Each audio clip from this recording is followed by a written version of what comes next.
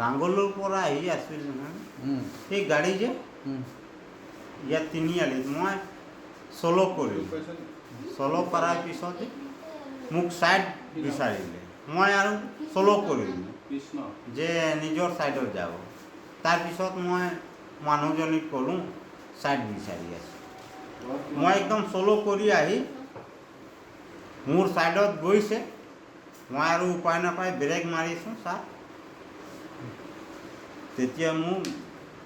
লাগিব লাগিছে সময়ত একদম ৰাইট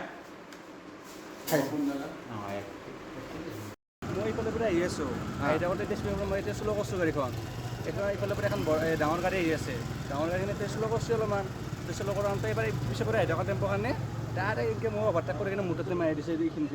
এইখিনি গ্লাছখিনি পৰি থকা এইখিনিতে কিমান জখম হৈছে বেলেগ বিশেষ মোৰ একো জখম হোৱা নাই এই আগৰ হেডলাইটটো অকণমান সেই হৈছে আৰু